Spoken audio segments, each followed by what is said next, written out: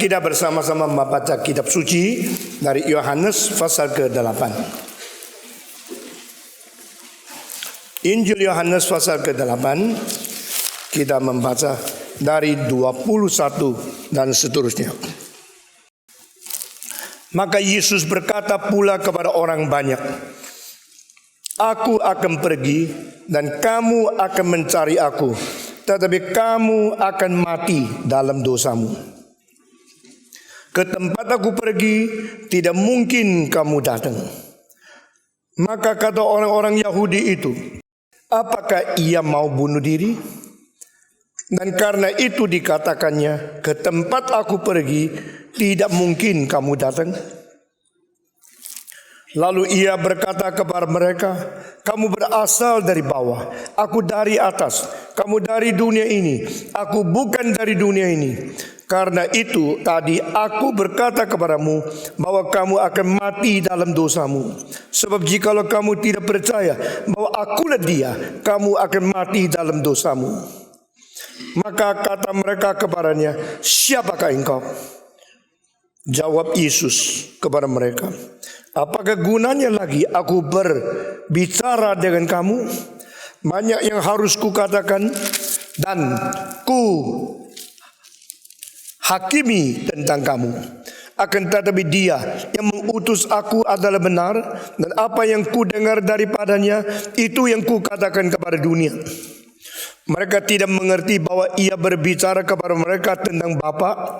Maka kata Yesus, "Apabila kamu telah meninggikan Anak Manusia, barulah kamu tahu bahwa akulah dia, dan bahwa aku tidak berbuat apa-apa dari diriku sendiri, tetapi aku berbicara tentang hal-hal sebagaimana diajarkan Bapa kepadaku. Dan ia yang telah mengutus aku, ia menyertai aku.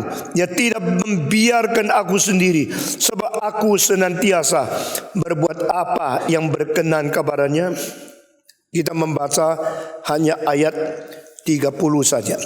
Setelah Yesus mengatakan semuanya itu, banyak orang percaya kepadanya. Di dalam terjemahan yang lain, ayat 30 tidak dipisahkan dari ayat 29, tetapi digabungkan menjadi satu. Sehingga saya membaca 29 dan 30 sekaligus. Mari kita merenungkan. "Dan ia yang telah mengutus aku, ia menyertai aku. Ia tidak membiarkan aku sendiri, sebab aku senantiasa berbuat apa yang berkenan kepadanya." Setelah Yesus mengatakan semuanya ini, banyak orang percaya kepadanya. Sangat berbeda, bukan? Di dalam pembagian paragraf ayat ini, saya tidak tahu kenapa di bahasa Indonesia dipisahkan dari ayat 29. Setelah Yesus mengatakan, "I always do anything to please him." At the same time, many people believe in him. Ini tidak boleh dipisahkan. Mari kita berdoa.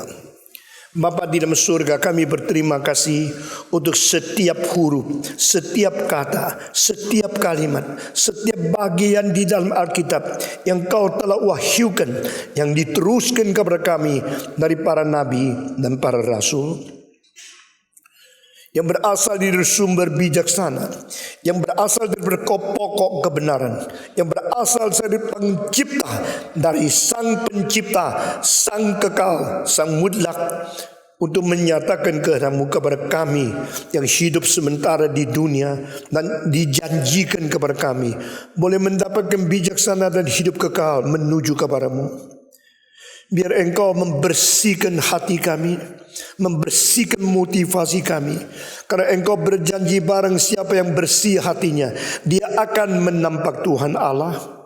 Kami ingin melihat Tuhan di dalam pendengaran firman. Kami ingin melihat wajah dan kemuliaan Tuhan pada saat kami dekat kepada-Mu. Berkata-katalah kepada kami, dalam nama Yesus Kristus penebus dan juru selamat kami yang hidup. Amin. Saudara-saudara, sekarang kita mau membahas akan ayat-ayat yang kita sudah baca. Yesus berkata kepada orang-orang Farisi dengan sangat tidak segan-segan, dengan sangat berani dan terus terang, aku akan pergi ke tempat di mana engkau tidak bisa pergi. Engkau akan mencari aku dan akan mati di dalam dosa. Begitu terus terang. Sekarang sudah tidak kebudayaan seperti ini. Kita kalau bicara sesuatu kita takut orang marah. Kita bicara sesuatu kita mau menyenangkan orang. Yesus tidak. Yesus mengatakan aku akan pergi. Pergi ke tempat yang dimana engkau akan mencari tapi tidak mungkin sampai kepada saya. Karena kamu akan mati di dalam dosa. Ini adalah singgungan yang besar. Ini adalah peringatan yang menakutkan kepada orang-orang yang menganggap diri sudah mempunyai agama terbaik, bangsa yang dipilih oleh Tuhan, orang yang paling dekat kepada Allah. Lalu mereka tidak pernah merasa diri salah, tidak pernah merasa diri perlu dikoreksi, karena mereka sudah masuk ke dalam kebahayaan agama. Berturut-turut saya berkata, agama itu bahaya. Agama itu bahaya tidak berarti agama tidak ada nilainya. Justru ada nilai maka bahaya. Perempuan cantik bagus tak? Jawab. Kamu mau melahirkan perempuan yang jelek sekali supaya aman begitu. Manusia pintar baik tak? Orang mempunyai banyak uang bagus tak? Ini semua baik. Tetapi perempuan yang paling cantik bahaya. Manusia yang cerdas bahaya. Orang mempunyai uang banyak bahaya. Lalu kita tidak boleh hanya lihat bahagianya sebagai aspek positif. Kita harus sekaligus memikirkan bahaya sebagai aspek negatif yang terkandung di dalamnya. Pisau yang tajam itu pisau yang paling baik, dan pisau yang tajam itu pisau yang paling bahaya. Perempuan yang cantik paling menarik orang, tapi perempuan yang cantik sebagian menjadi pelacur yang merusak orang. Pengetahuan yang tinggi, teknologi yang mutakhir itu baik, dan itu bukan saja membahagiakan manusia, juga membahayakan manusia. Agama itu baik sekali. Kalau tidak ada agama, dunia dia akan jauh lebih rusak. Tapi agama itu bahaya sekali. Orang yang paling berani membunuh manusia yang lain adalah pemimpin-pemimpin agama. Orang yang beragama berani membunuh jauh lebih banyak daripada orang ateis membunuh.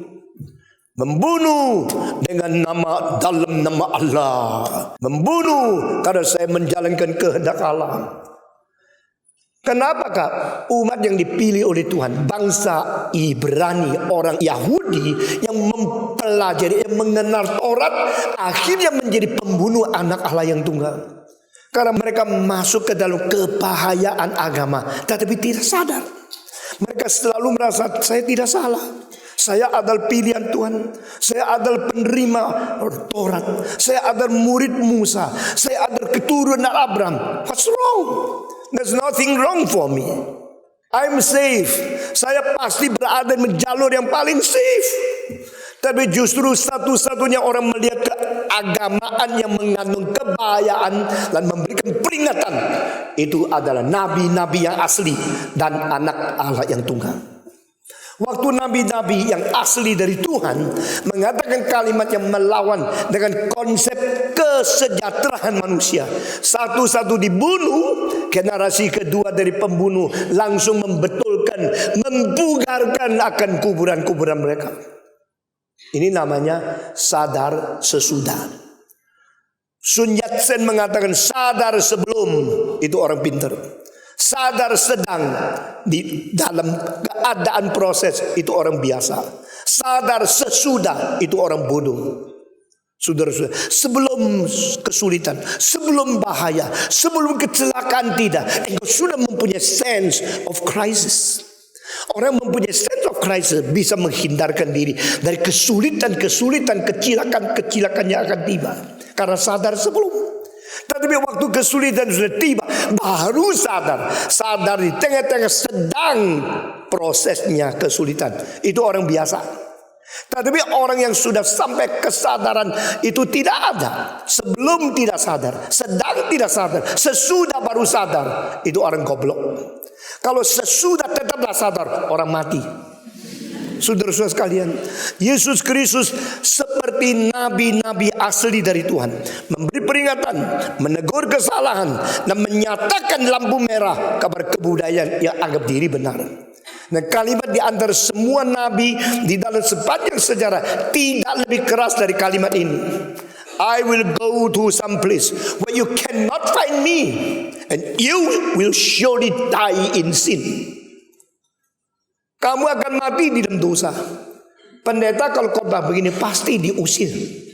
Kalau pendeta mengatakan, Tuhan memberkati engkau, semua akan menjadi kaya, semua akan sukses, itu pendeta dianggap pendeta baik, pendeta yang diterima oleh banyak orang. Saya mempersiapkan generasi muda Indonesia untuk menjadi seorang Kristen yang berani mendengar kalimat-kalimat yang sulit dari mimbar. Mau? Jawab. Mau? Engkau harus membiasakan diri berani ditegur, berani dikoreksi, berani diberi peringatan. Kalau bangsa yang mau menerima peringatan daripada nabi-nabi yang sungguh-sungguh daripada Tuhan, bangsa itu ada hari depan. Kalau bangsa yang kebal dan menghina, membunuh, menganiaya nabi-nabi yang sungguh-sungguh diutus oleh Tuhan, bangsa itu akan membunuh diri. Saudara-saudara, Yesus mengatakan kepada mereka, aku akan pergi. Aku akan pergi ke satu tempat yang engkau tidak bisa mencari, tidak bisa menemukan aku. Dan kamu pasti akan mati di dalam dosa karena engkau menolak aku. Setelah mereka dengar, mereka rasa, oh cilaka, peringatan yang begitu berat. Kita mesti hati-hati, be alert, and we should watch over all problem and crisis in our life. Mereka tidak. Mereka menjawab apa? Apa ya artinya ya? Kenapa Yesus mengatakan dia akan pergi ke tempat yang kita tidak pergi? Oh, dia mau bunuh diri kali. Nah, saudara-saudara, dari kalimat ini kita tahu mereka tidak sadar krisis ada pada mereka. Mereka cuma menaruh kasihan kepada. Ini seorang guru agama yang kasihan ya. Dia sadar dia tidak diterima. Dia sadar kita menolak dia. Maka dia akhirnya mau jalan pendek, yaitu membunuh diri. Apa artinya? Pergi ke satu tempat yang kita tidak bisa pergi. Kita pasti tidak pergi ke situ. Dia sendiri sudah tidak ada jalan keluar. Dia sendiri tidak ada jalan hari depan. Dia sendiri tahu dia sudah menuju gang buntu. Maka dia ingin bunuh diri. Waktu membandingkan psikologi di belakang perasaan dan reaksi ini, saya takut sekali. Takut apa? Takut kita sedang di dalam keadaan yang sama dan tidak ada kesadaran sama sekali. Saudara-saudara, kalau dokter menyatakan penyakitmu dan membongkar segala kanker yang ada padamu, engkau bolehkah membenci dokter? Atau engkau menghina dia kurang pintar karena dia tidak memberikan pengharapan kepada engkau, maka engkau meninggalkan dia, engkau memfitnah dia, engkau mengatakan ini dokter bodoh, tidak bisa apa-apaan saya. Lalu engkau menganggap engkau yang benar, dia yang salah. Orang Ibrani, orang Yahudi, mereka menganggap mereka tidak mungkin salah. Kami keturunan Abraham kok, kami murid Musa kok, kami pengwaris Taurat kok, kami agama yang paling benar di dunia. Kami diberikan nabi, diberikan firman oleh Tuhan yang lebih tinggi dari agama yang lain. What's wrong with us? Nothing wrong. Karena kami tidak bersalah, maka orang yang mempersalahkan kami pasti dia yang salah. Akhirnya Yesus berkata terus, dan mereka terus tidak terima. Makin dimaki, makin diberitahu, ditegur, mereka makin menganggap diri benar, makin menghina Yesus. Saudara-saudara sekalian, Yesus Kristus mengatakan kalimat yang tidak bisa dimengerti oleh orang banyak dan disalah mengerti oleh pemimpin-pemimpin. Oh, dia mau bunuh diri ya. Apa artinya dia mau pergi ke satu tempat yang kita tidak bisa menemukan dia? Dan dia berani katakan kita akan mati dalam dosa. Apa artinya itu? Semua kalimat Yesus disalah mengerti lebih daripada orang-orang lain. Dan yang salah mengerti Yesus justru ada pimpinan-pimpinan agama yang otoritas mereka sementara diterima oleh banyak rakyat. Sehingga seluruh zaman tergantung kepada orang yang merasa berotoritas dan kepada sadar yang diberikan oleh Yesus tapi tidak diterima oleh orang banyak di tengah-tengah ketegangan seperti ini. Lalu ia berkata kepada mereka, kamu berasal dari bawah, aku dari atas, kamu dari dunia, aku bukan dari dunia. Nah, ini 4 kalimat sebenarnya sudah dikatakan oleh Yohanes di dalam pasal 3. Saudara mungkin masih ingat waktu saya mentafsirkan pasal 3, setelah Nikodemus pulang, setelah dia tidak pamit menurut apa yang ditakhta Alkitab, lalu dia tidak mengambil keputusan menerima Tuhan, seolah-olah penginjilan Yesus kepada Nikodemus nihil hasilnya. Tidak ada hasil kesuksesan apa-apa. Nikodemus datang dengan kuriositas. We know that if God is not with you, you cannot do this kind of miracles. Itu rendah hati. Tapi waktu Nikodemus pulang, dia tidak mengatakan, now I receive you as my savior, now I believe you from God. Tidak pamit, tidak konklusi, tidak ada perjanjian, tidak ada pengabdian, dan tidak ada sesuatu panggilan yang diterima atau keputusan yang diambil. Sehingga seolah-olah bicaraan dari Yesus dan Nikodemus itu sudah berhenti di situ. Saudara perhatikan, beberapa pertemuan Yesus dengan orang-orang tertentu itu menentukan seluruh nasib Yahudi. When Christ had his conversation with Nicodemus, when Christ talked with Herodes, when Christ meet Pilatus, Herodes, sama Nikodemus, 3 orang waktu berjumpa dengan Yesus, itu adalah waktu yang paling signifikan di dalam sejarah zaman itu. Karena apa? Ini semua cuma 1 kali kesempatan. Yesus bicara sama Nikodemus cuma 1 kali. Yesus bicara sama Herodes cuma 1 kali. Yesus bicara sama Pilatus cuma 1 kali. Dan setiap kali pertemuan antara Yesus dengan figur yang penting di dalam agama, di dalam politik, dan di dalam kerajaan Romawi, di situ adalah satu momen. Seorang profesor dari Fuller Theological Seminary di dalam kelas yang mengatakan, the moment when the true and the false prophet meet together, that is the decisive moment which influence the future of the history. Saya mengaminkan kalimat itu. Pada waktu nabi asli dan nabi palsu bertemu, mereka selalu berbicara dengan tegang dan selalu menjadi sesuatu yang tidak berdamai. Saudara-saudara, di dalam kebaktian saya, sering saya serang ajaran-ajaran yang salah, bikin banyak orang jengkel kepada saya. Tapi saya harus kasih tahu, itulah saatnya menentukan sejarah kekristenan di Indonesia. Nabi yang palsu akan dengan self-confident, pede yang kuat untuk menyerang nabi yang asli. Nah, nabi yang asli akan dengan berani membongkar kepalsuan dan akhirnya mungkin dibunuh. Tapi jika tidak ada orang yang berani mati, berani dibunuh, mengatakan apa yang benar dan tidak benar, tidak ada hari depan. Saya percaya orang-orang yang mempunyai kekuatan menentukan sejarah adalah orang-orang yang taat kepada Tuhan dan orang-orang yang diancam di dalam segala kesulitan lingkungannya. Saudara-saudara, tetapi zaman perlu, negara perlu, politik perlu, agama perlu, masyarakat perlu suara hati nurani zaman. Saudara-saudara, saya berkata bahwa orang mengatakan kebenaran, dia telah mewakili the conscience of the time, the conscience of the history, the conscience of the people, the conscience of the society. Suara hati nurani zaman di mana? Suara hati nurani di masyarakat di mana? Suara hati nurani di kebudayaan di mana? Itulah yang membela kebenaran. Yesus Kristus adalah hati nurani seluruh umat. Yesus Kristus adalah hati nurani seluruh bangsa. Yesus Kristus adalah fokus, adalah toros hati nurani daripada seluruh umat Tuhan. For all time, from age to age, for all the ages, forever evermore, Christ is the conscience of the society.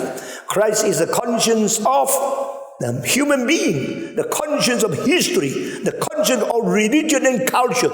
No compare and no compromise, and also no replacement.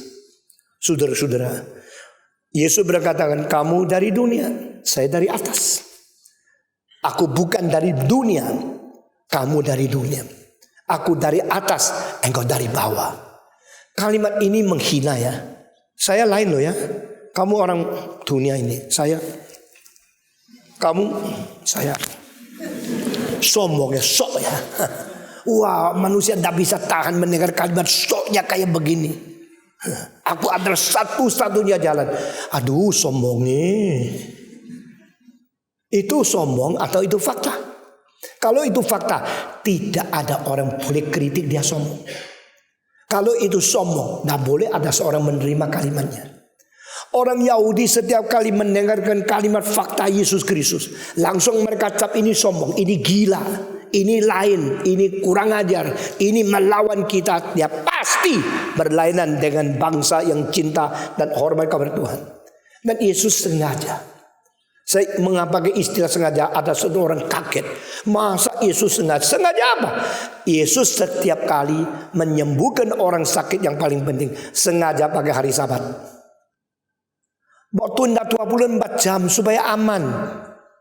Hari Sabat menyembuhkan orang sakit pasti dibenci sama orang Yahudi. Lu melanggar hari Sabat, bagaimana bisa membuktikan engkau orang-orang yang sungguh-sungguh taat kepada Tuhan? Bukankah Allah mengatakan peliharalah hari Sabat, hari itu berhenti, tak boleh kerja segala sesuatu. Kenapa Yesus sengaja pakai hari Sabat? Itu adalah shock terapi yang absolute necessity. Harus, tidak bisa tidak ada. Tetapi karena harus, maka Yesus harus mati. Yesus lebih baik mati daripada kompromi. Yesus harus menggugah seluruh bangsa yang sudah terlalu tertidur dan sudah terlalu dibiuskan dan kebiasaan agama yang membahayakan. Saudara-saudara, bagian ini ditafsir saya dengan kontranya yang dari atas dan tidak dimengerti oleh yang dari bawah. Ini kalimat Yesus sendiri. I'm from above, you're from down. I do not belong to this world, you belong to this world. Dan syoknya ini, kesombongan seperti ini berasal dari mana? Bukan kesombongan, fakta yang berasal dari pengertian Yohanes di dalam bagian terakhir pasal 3 Injil Yohanes. Setelah Nikodemus pulang, lalu Yesus mengatakan satu kalimat. Nah, kalimat yang penting yang dirumuskan oleh Yohanes adalah, karena demikianlah Allah mengasihi isi dunia sehingga dikaruniakannya anak yang tunggal itu, supaya barang siapa yang percaya kepada dia jangan melainkan beroleh hidup yang kekal. Nah, inilah ayat yang paling banyak dihafal oleh paling banyak orang Kristen dan paling banyak tidak dimengerti. The only words we can say it by heart. Banyak orang Kristen cuma bisa hafal satu ayat Alkitab, yaitu Yohanes 3:16, tetapi sama sekali tidak mengerti artinya. Karena Allah demikian mengasihi dunia sehingga dikarunia anak yang tunggal itu, berarti Yesus dikarunia dari atas. Dia bukan satu di antara pendiri-pendiri agama yang dari seluruh Asia, yang dari Tiongkok, yang dari Socrates, dari Greka, dari bangsa dunia. Jesus does not belong to one among those religious founders who come from the earth. Yesus bukan dari dunia. Yesus diturunkan dari atas. Semua pendiri agama dari dunia, Yesus dari atas. Maka Yesus mengatakan, saya tidak dari dunia, kamu dari dunia. Yesus mengatakan, saya dari atas, engkau dari bawah. Sok. Loh, orang bicara fakta kok sok. Kalau seorang mengatakan, saya doktor, PhD, S3, engkau hanya S1, S lilin atau S lain, engkau bilang sok. Loh, memang dia PhD kok. Kalau dia PhD tidak boleh bicara PhD, siapa yang boleh bicara PhD? Mereka bilang semua orang boleh. Tidak bisa, karena dia memang dari PhD. Dia memang asal, memang betul, memang faktanya itu. Kalau orang mengatakan fakta, engkau bilang dia sok, hanya karena engkau menilai dia menurut ukuran kamu yang terbatas. What's wrong to say the fact? Yesus mengatakan aku dari atas. Memang dia dari atas. Aku juga enggak ya. Kamu dari mamamu di dunia ini ya. Kamu dari dunia ya. Nah, jadi lu lain. memang lain. Kenapa lain? Ya memang lain, mau apa? Jadi tinggal sesuatu, engkau terima yang lain itu atau engkau menolak yang lain itu. Kalau engkau menolak, tidak mau terima apa yang diumumkan, diproklamasikan oleh Yesus, ya silakan bunuh dia. Kenapa lu lebih dari yang lain? Kenapa engkau sombong begini? Saya bunuh kamu. Yesus bilang silakan bunuh. Tetapi tidak akan engkau membunuh saya, mengakibatkan saya takut dibunuh, saya kompromi. Yohanes dibunuh, Yesus dibunuh. Tetapi kekristenan tidak mati karena orang penting ini dibunuh. Setelah dibunuh, maka Yesus bangkit menyatakan yang bunuh dia yang salah, yang dibunuh itu yang benar. Yang bisa kau lakukan paling banyak membunuh kau. Orang yang dibunuh pun tidak takut. Orang itu tidak mungkin dia menyerah sembarangan. Yesus mengatakan kau dari bawah, saya dari atas. Kau dari dunia, saya bukan dari dunia. Saya akan pergi ke satu tempat dan engkau mau cari saya, tidak mungkin menemukan karena engkau dari dunia, engkau tidak bisa ke sana. Berarti agama Yahudi tidak membawa manusia kepada Tuhan. Berarti agama Yahudi yang tidak mengaku Yesus akhirnya tetap binasa. Kamu akan mati di dalam dosa. Kata begitu terang, terlalu terang-terangan, sampai begitu mempaparkan fakta, begitu berani dan begitu menusuk hati orang Yahudi. Mereka mana bisa tahan, saudara-saudara. Tapi ini ditulis. Saya kira waktu Injil Yohanes ditulis, dia mempunyai keberanian lebih dari siapapun. Dia catat setiap kalimat yang begitu runcing, setiap kalimat yang begitu konflik, setiap kalimat yang begitu membahayakan Yesus. Semua dicatat. Saya sangat bersyukur kepada Tuhan adanya Injil Yohanes. Kalau hanya ada Injil Markus, Matius, Lukas, tidak Injil Yohanes, banyak rahasia kristologi kita tidak pernah mungkin mengerti. Sebenarnya Matius, Markus, Lukas sudah jadi 3 buku. Baru puluhan tahun kemudian ditulisnya Yohanes. Kenapa? Karena kalau tidak Yohanes, kristologi tidak sempurna. Maka Tuhan harus panggil seorang yang nama Yohanes, jauh lebih muda daripada Petrus, supaya setelah Petrus mati 20 lebih tahun masih ada orang menulis Injil. Ini semua diatur oleh Tuhan. Kalau saya menerima murid, yang menerima orang yang dari umur 25 sampai 30, sudah ada pengalaman hidup, sudah ada gelar tinggi, bisa mengerti apa yang kau bahkan, tapi umurnya jangan beda terlalu banyak. Tapi kalau saya terima seorang murid 40, juga terima seorang murid 18, saya tidak tahu yang 40 perasaan apa. Lalu yang 18 perasaan apa? Yang 40 bilang, kenapa lu pilih yang kecil gini sama saya? Bikin saya kurang gengsi. Kelas sama siapa? Sekelas sama yang si remaja itu. Yohanes umur kira-kira 18 atau mungkin 20. Sedangkan Petrus mungkin sudah 40 lebih. Waktu Petrus mati tahun sesudah Masehi 68. Waktu Yohanes menulis buku ini, dia sudah umur 80 lebih. Kenapa? Karena apa yang dikatakan Yesus, yang dicatat oleh Petrus melalui sekretarisnya Markus, yang dicatat oleh Matius yang namanya Levi, yang dicatat oleh seorang pengamat sejarah orang-orang Greka yang namanya yaitu Lukas. Lukas bukan orang Yahudi. Nah, karena kelebihan sense dan pengertian kesadaran yang peka daripada kronologis sebagai salah satu ciri khas kebudayaan Yunani, maka Tuhan setelah pakai Matius, Markus, pakai lagi Lukas. Kalau tidak ada Lukas, kita tidak tahu duluan mana, belakangan mana.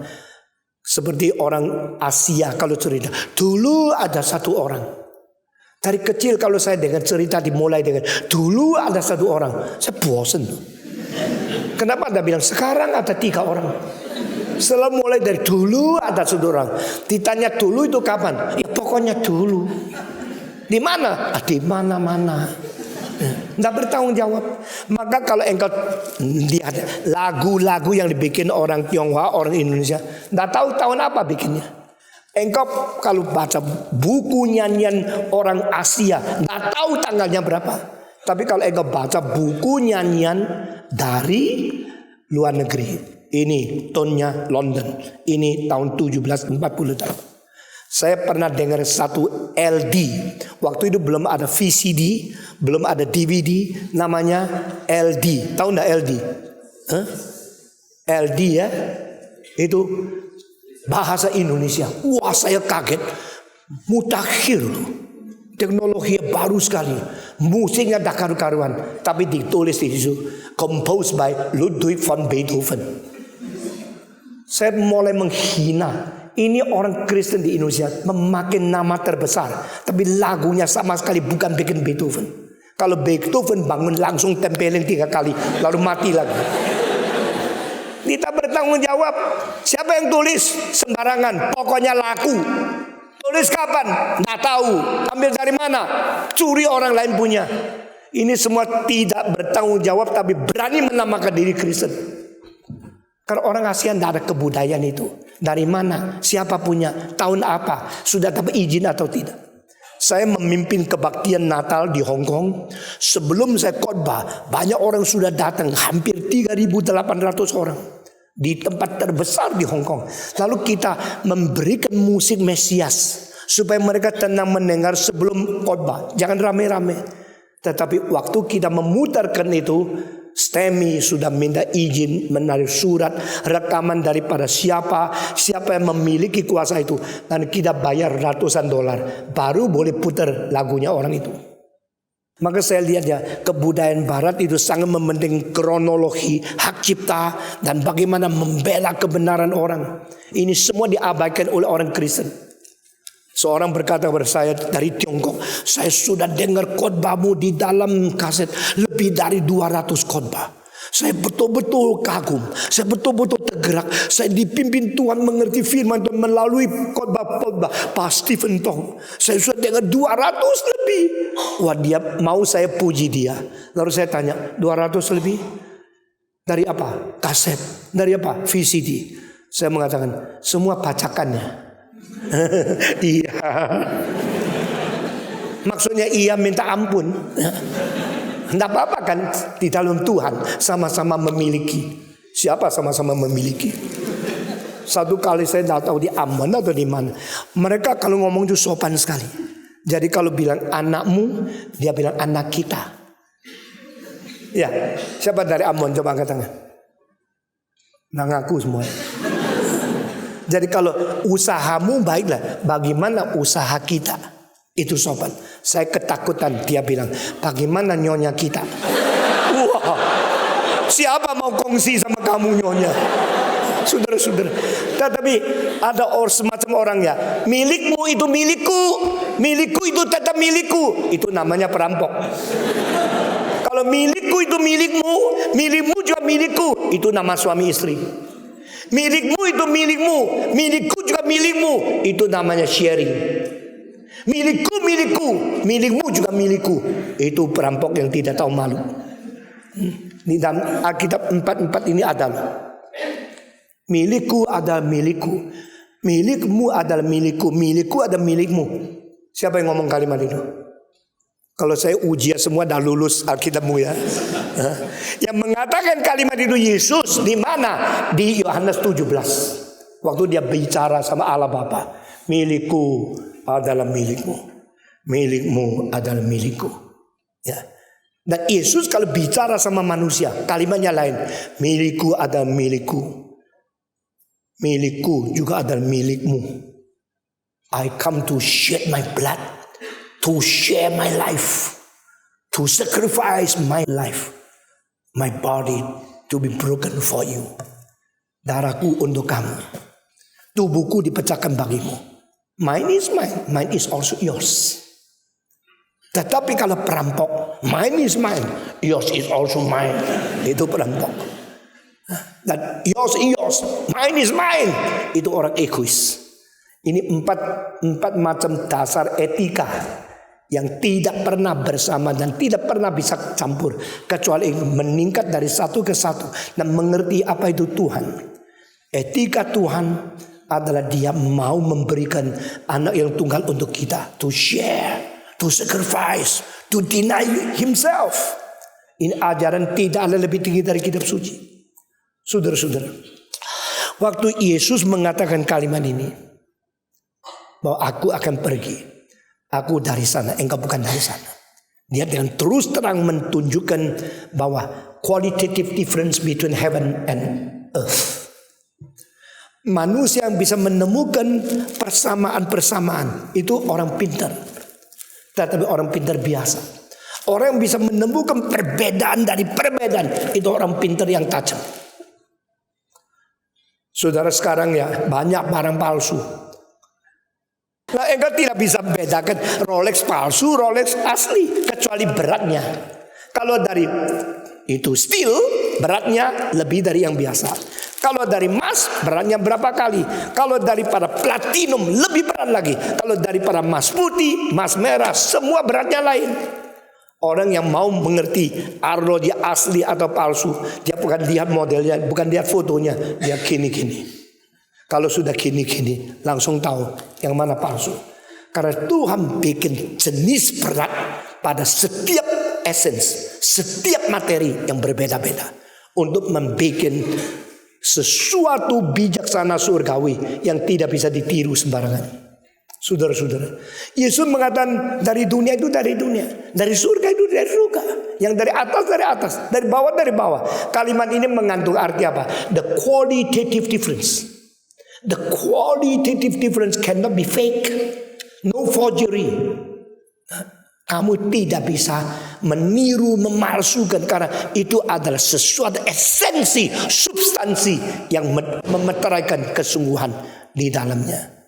Yesus di dalam ayat ini mengatakan, kamu dari dunia, saya bukan. Kamu dari bawah, saya dari atas. Sehingga kalau engkau tidak ikut aku, engkau terus di bawah. Kalau engkau aku bawa engkau ke atas. Ini mengandung arti yang dalam luar biasa. Tidak ada satu pendiri agama berani mengatakan kalimat ini. Yesus mengatakan kamu di atas bumi. Tidak ada orang berani mengatakan kalimat itu. Kalau hari ini saya mengatakan, hei kamu yang di bawah mimbar. Engkau tanya, lah dia di mana? Oh dia di atas mimbar. Pantesan kamu di bawah mimbar. Tapi pada waktu Yesus mengatakan, kamu yang di atas bumi ini. Loh kok ngomong gini ya? Dia dari mana? Dia dari surga. Nah, karena dia bukan dari bumi, maka dia mengatakan, you on earth. Kamu yang di atas bumi. Di mana saja kamu berada, 2-3 orang berdoa demi namaku, aku berada di tengah-tengah kamu. Kalimat ini tidak mungkin dibicarakan oleh orang lain. Itu cuma Kristus. Where you are, 2 or 3 people call upon my name, I will be with you. Supra spesial, melampaui tempat, melampaui kurun waktu, dan melampaui seluruh bumi. Dia mengatakan, I'm from above. Semua kalimat ini tidak usah cari kamus, karena gampang. Tetapi tidak gampang.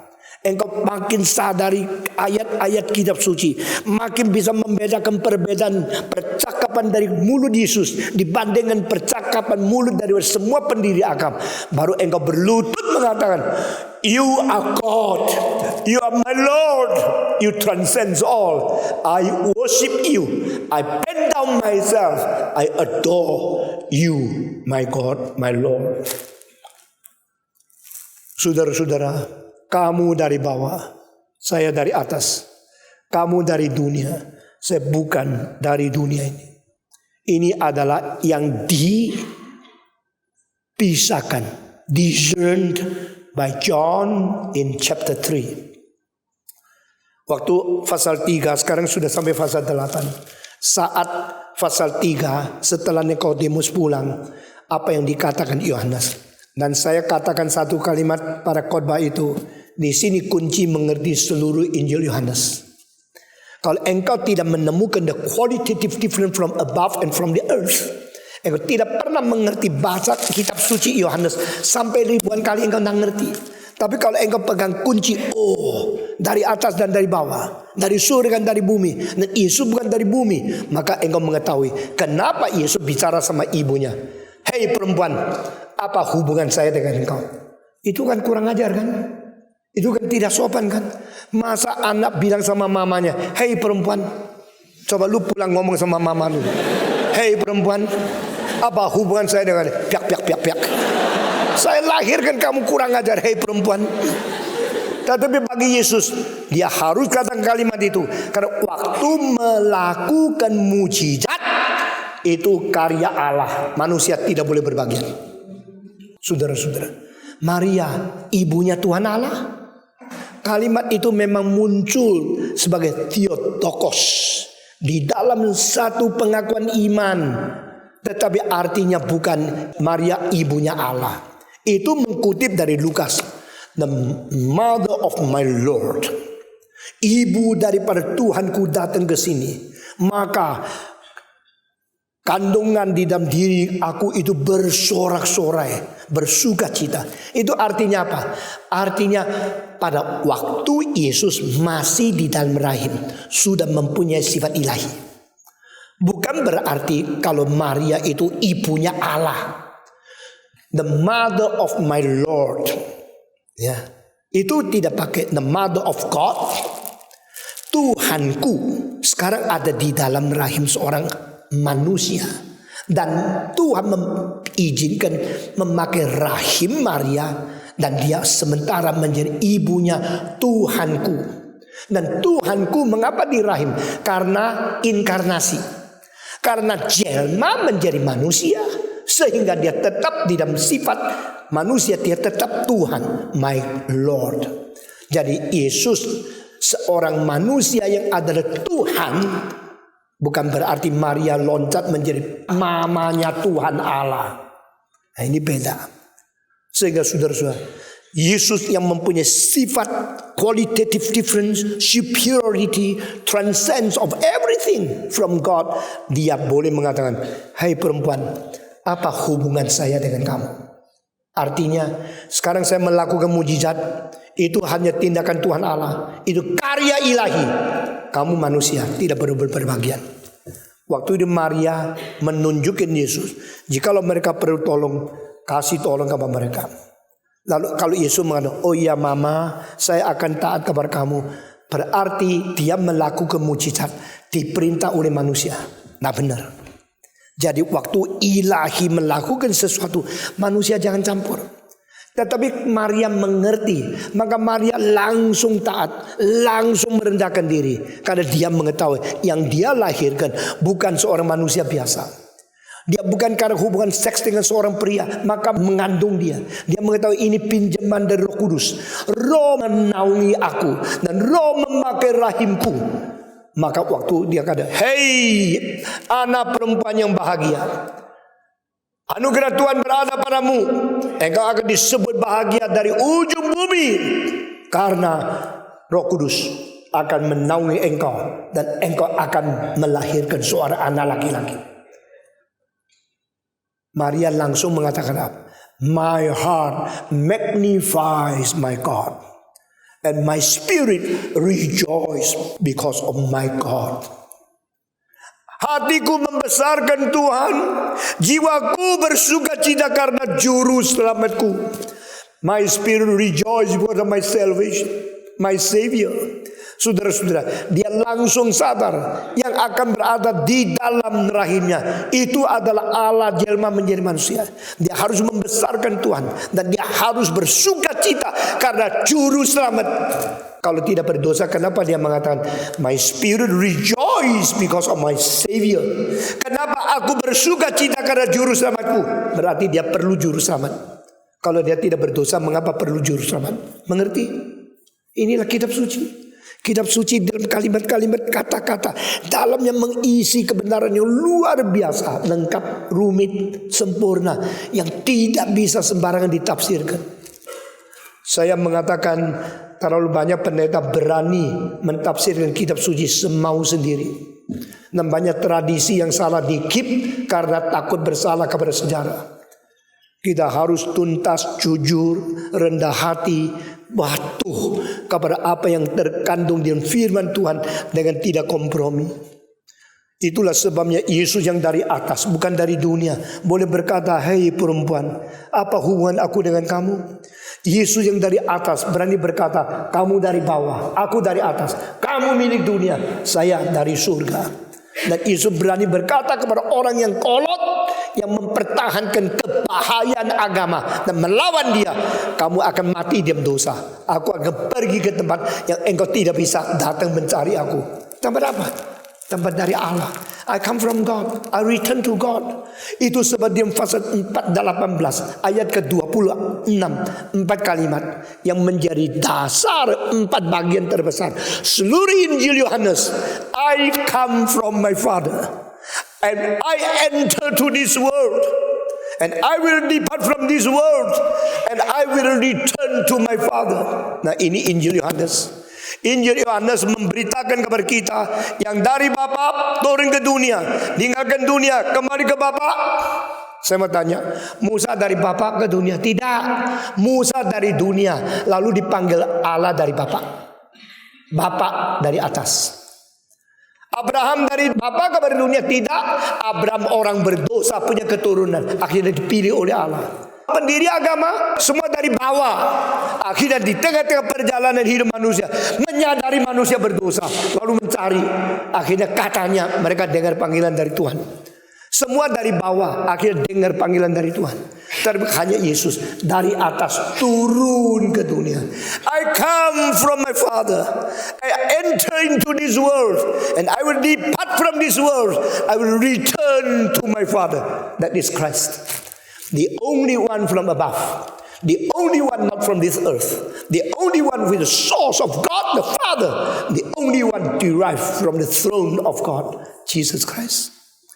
Maka ini ya, pasal 8, 9, 10, 11, 12 ini makin lama makin runcing, makin lama makin bahaya.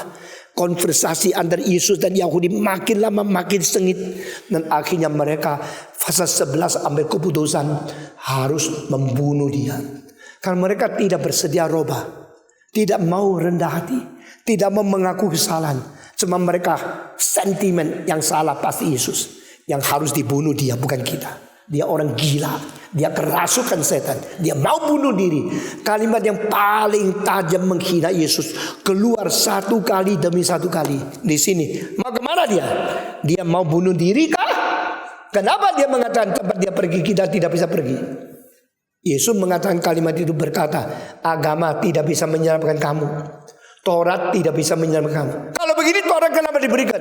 Taurat diberikan seperti X-ray, seperti ronsen, hanya membuktikan kamu berdosa, tidak membuktikan kamu sudah diselamatkan. Mengerti kalimat ini? Engkau pergi dokter di ronsen, lalu engkau mendapat hasil ronsen, engkau mulai sombong. Seluruh kota ini cuma saya pernah masuk rumah sakit yang paling canggih, dapat teknologi yang paling tinggi, dan hasil film yang paling hebat. Saya sudah pernah ke dokter, saya sudah menemukan teknologi paling pintar. Lalu ditanya, waduh hebat ya, teknologi bisa melihat sampai paru-paru. Mata saya tidak bisa ya. Mata dosen saya juga lihat cuma lihat kancing. Ini kenapa ini bisa lihat sampai paru-paru? Hebat ya. Tapi saya mau tanya, isinya apa? Ya tak usah tanya isi, pokok teknologi aja. Isinya apa tak usah tahu. Ini loh, saya sudah pernah ke dokter, sudah pernah dapat ini hebat. Coba tanya isinya. Isinya yaitu kanker periode terakhir 2 bulan lagi mati. Kalau engkau tidak sadar, isi ronsen adalah you sudah mau mati. Cuma sombong engkau sudah pernah cari dokter yang paling mutakhir. Engkau tetap bodoh. Ngerti? Nah orang Israel mengatakan saya ada Taurat, saya ada Musa, saya ada firman dari Tuhan, kita paling tinggi. Engkau bangsa lain itu semua kafir, kami bangsa pilihan. Tuhan kasih Taurat untuk apa? Untuk sombong. Tuhan kasih Taurat untuk engkau tahu engkau sudah mau mati. Jangan sombong. Tuhan kasih kritikan, kasih penyinaran supaya kamu tahu berapa bahaya kamu. Bukan untuk sombong, kami bangsa yang ada Taurat Tuhan. Engkau kafir yang tidak ada Taurat, engkau kafir bangsa yang rendah. Mendapat anugerah Tuhan bukan untuk sombong. Mendapat anugerah Tuhan untuk mengetahui berapa kasihan kita. Orang makin dekat Tuhan mestinya makin rendah hati. Makin mengerti firman Tuhan, makin mengetahui diri perlu bertobat. Barulah itu bangsa ada pengharapan. Saudara-saudara, Yesus mengatakan kamu akan mati di dalam dosa. Loh, kami berTaurat kok mati dalam dosa? Karena Taurat datang bukan menyelamatkan, Taurat datang menghakimi. Taurat datang mengatakan dosamu, kecelakaanmu, berapa rusak, berapa jauh dari Tuhan. Sesudah stop. Law never save. Law come to condemn. Maka perjanjian lama ada dua fungsi. Pertama, memberitahu kamu orang berdosa. Engkau bukan saja tidak bertobat, engkau malah menjadi sombong karena saya mempunyai Taurat. Maka fungsi kedua, Nabi menegur, kau tidak bertobat, masih mau sombong, celakalah kamu. Lalu Taurat membuktikan kita berdosa, Nabi menegur kita tidak mau keluar dari dosa. Dua-dua ini tidak menyelamatkan. Seluruh perjanjian lama bukan untuk menyelamatkan. Seluruh perjanjian lama untuk mematikan kita di dalam kesadaran kita berdosa, lalu bikin kita rendah hati. Kalau begitu bagaimana? Sekarang saya tahu ini ronsen tidak bikin saya sombong. Ini ronsen bikin saya sadar saya kanker sudah period keempat dan mati. Bagaimana? So you know, you humble, you regret? No? Yes, I know. If you know, I give you another way out. Go to another medical doctor. Sekarang dokter yang ronsen mengatakan, saya sudah kasih tahu ya, kamu berdosa ya, kamu binasa ya, kamu sudah kankernya. Lalu bagaimana? Sudah gelisah? Sudah sadar? Lu mau mati? Saya kasih tahu, jangan kecewa. Karena Taurat mematikan, menghakimi, tapi Taurat juga mempunyai fungsi positifnya, menghantar engkau pergi cari dokter namanya dokter I. Nah kamu apa? Dokter T. T itu apa? Tong, Stephen Tong. Bukan, T itu Taurat. I itu apa? I itu Injil semua. T itu Taurat, I itu Injil. Dokter T menyatakan penyakitmu, dokter I menyembuhkan penyakitmu. Amin. Engkau baru sekarang, kalau begini tidak cukup ya.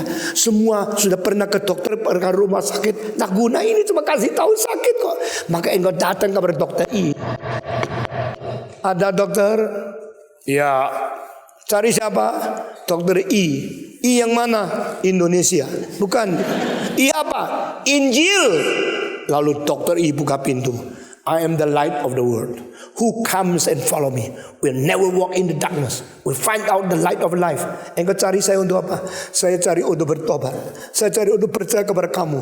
Yesus mengatakan, aku datang mencari dan memanggil orang dosa untuk bertobat. Aku datang bukan memanggil orang benar yang sombong.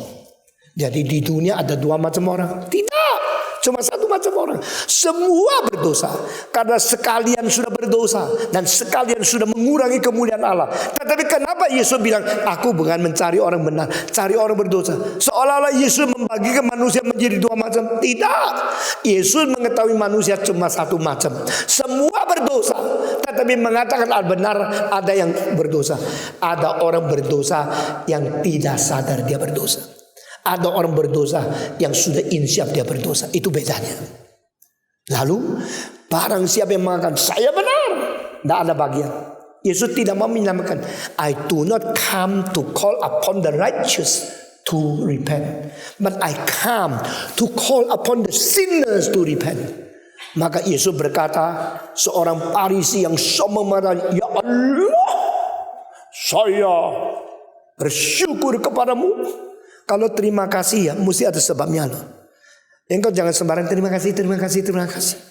Orang tanya, loh ada apa lu terima kasih gua? Karena saya lebih baik dari orang lain. Gila lu. You lebih baik sama orang lain, kenapa terima kasih sama saya? Jadi orang Farisi itu sakit gila agama.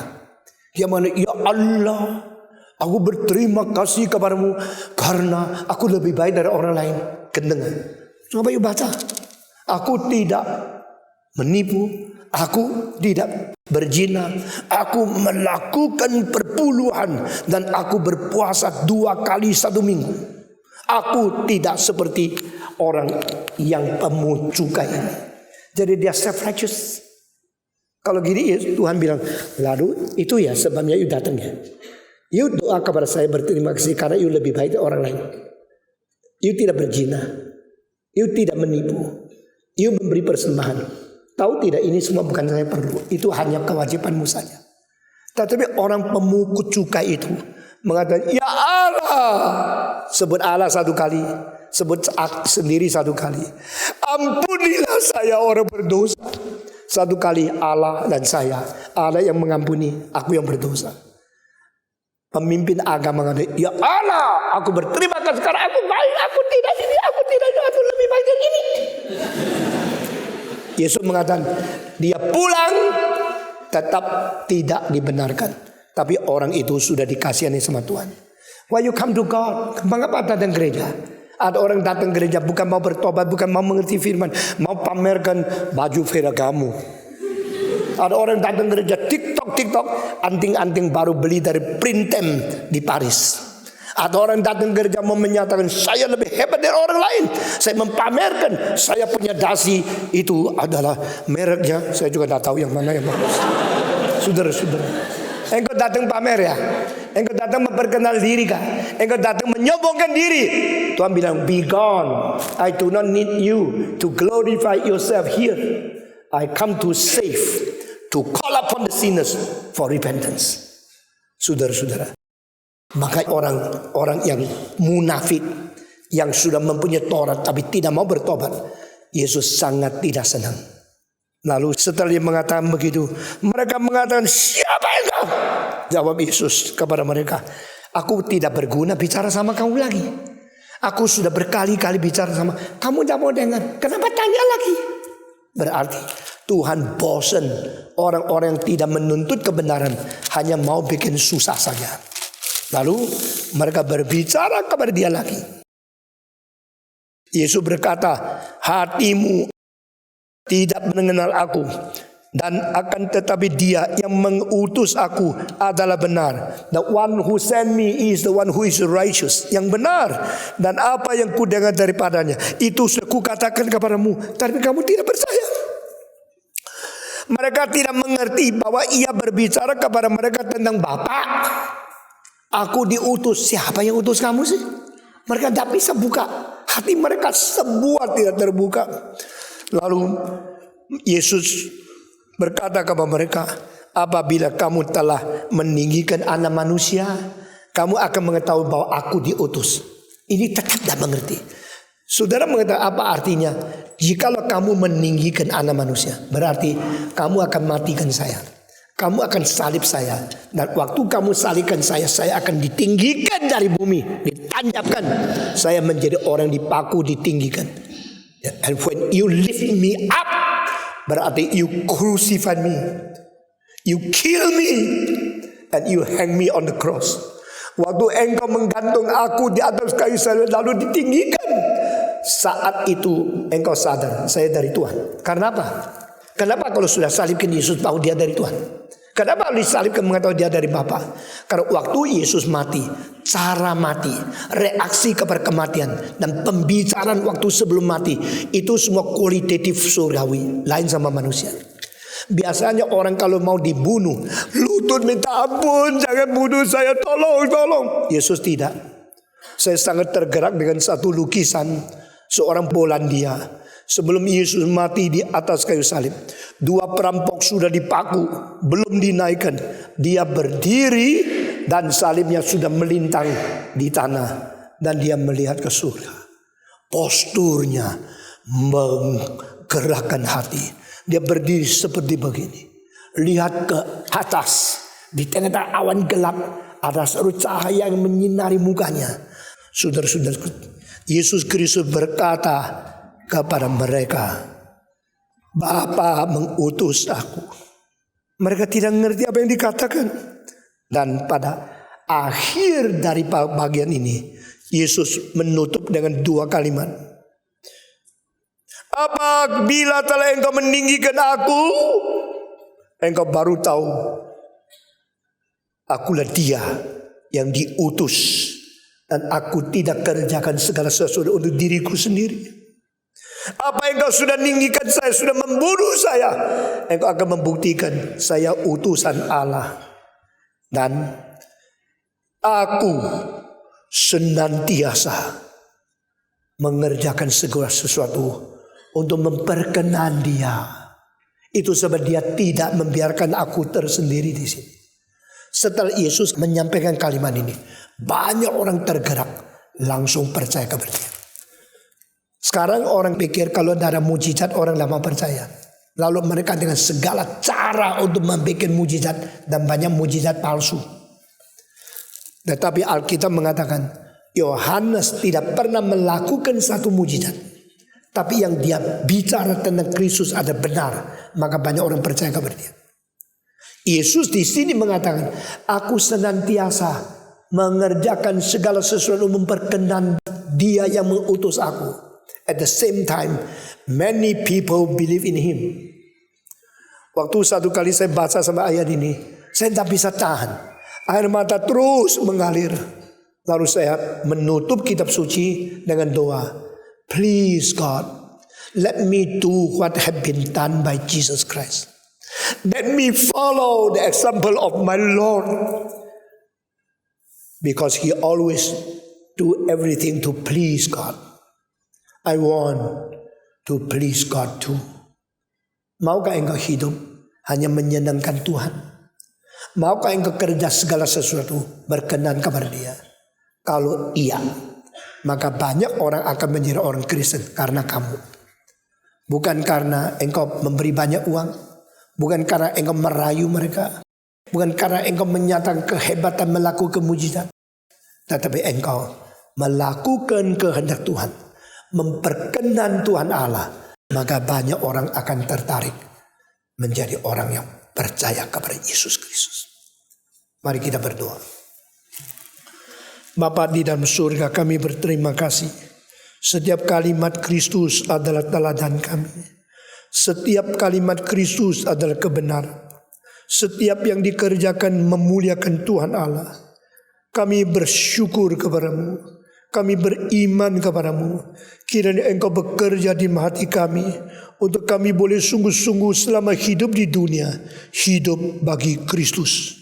Hidup bagi kebenaran. Hidup bagi kemuliaan Tuhan Allah.